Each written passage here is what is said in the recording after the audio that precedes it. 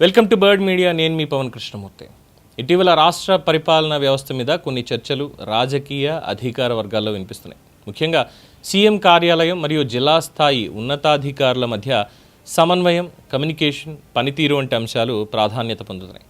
కొంత సమాచారం ప్రకారం సీఎం కార్యదర్శి కార్తికేయ మిశ్రా ఇటీవల కృష్ణా జిల్లా కలెక్టర్ బాలాజీ, ఎస్పీ విద్యాసాగర్ నాయుడుతో జరిగిన సమీక్షా సమావేశంలో పనితీరుపై గట్టి సూచనలు చేసినట్టుగా ప్రచారం జరిగింది. ఇది పరిపాలన క్రమశిక్షణ కోసం తీసుకున్న వైఖరా లేక అమలు వ్యవస్థలో ఏదైనా లోపాలపై అసంతృప్తి వ్యక్తీకరణ అన్నది అధికారికంగా పెద్దగా వివరించబడలేదు. అయితే ఈ చర్చ పరిపాలనా వర్గాల్లో స్పందనకి దారితీసింది. జిల్లా పరిపాలనలో ఎంఆర్ఓలు, ఎండిఓలు, ఆర్డీఓలు, ఎంపీడీఓలు, డిపిఓలు వంటి అధికారులు ప్రభుత్వానికి వెన్నెముకలా ఉంటారు. పథకాలు కాగితాలపై కాదు, గ్రామ లెవెల్లో అమలు అవ్వాలంటే వీరి పాత్ర కీలకం. ఈ స్థాయి అధికారులతో జిల్లా కలెక్టర్లు ఎలా పనిచేస్తున్నారు? వారికి సరైన స్వతంత్రత, నిర్ణయాధికారం ఉందా లేక పై స్థాయి ఒత్తిడులు ఎక్కువగా ఉన్నాయా అన్న ప్రశ్నలు అప్పుడప్పుడు వినిపిస్తూ ఉంటాయి. గతంలో కూడా పరిపాలనా శైలి రాజకీయ ప్రభావం చూపుతుందని విశ్లేషణలు వచ్చాయి. 2019లో తెలుగుదేశం పార్టీ ప్రభుత్వం ఓడిపోయిన తర్వాత రాజకీయ కారణాలతో పాటు పరిపాలనా విధానాలపై కూడా చర్చ జరిగింది. అధిక కేంద్రీకరణ, ఫీల్డ్ స్థాయి అధికారులతో కమ్యూనికేషన్ లోపం వంటి అంశాలు అప్పట్లో ప్రస్తావించబడ్డాయి. ఇక ఇప్పుడు మళ్ళీ చర్చకు రావడం గమనార్హం. ఇటీవల విద్యాశాఖకు సంబంధించిన మరో అంశం కూడా ఈ చర్చల్లోకి వచ్చింది. విద్యాశాఖ కార్యదర్శి కోన శశిధర్ ప్రైవేట్ కాలేజీలకు విడుదలైన ఫీజు రీయింబర్స్మెంట్ నిధుల విషయంలో ఆర్థిక క్రమశిక్షణపై దృష్టి పెట్టారని, వడ్డీల లెక్కింపు, చెల్లింపు విధానం వంటి అంశాలపై కొన్ని వర్గాల్లో సందేహాలు వ్యక్తమవుతున్నాయి.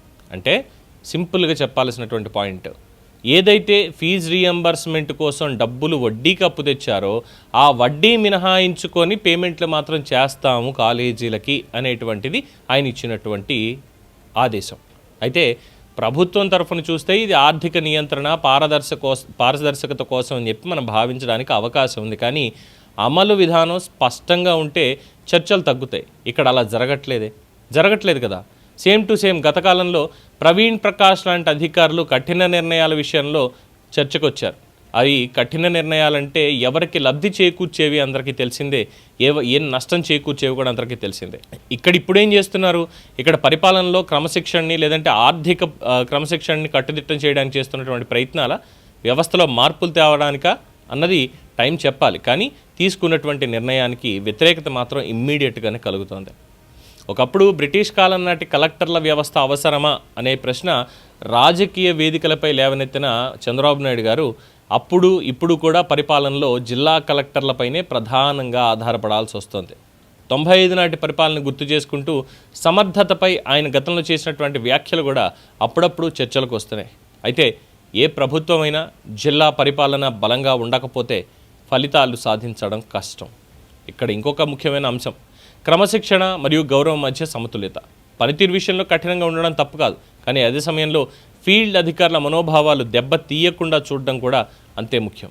అధికార వ్యవస్థలో పరస్పర గౌరవం ఉంటేనే అమలు వేగం పెరుగుతుంది. మరోవైపు మీడియా పాత్ర కూడా సమానంగా బాధ్యతాయుతంగా ఉండాలి.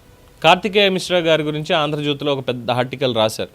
చదివితే మీకు ఏంటి అనేది అర్థమవుతుంది.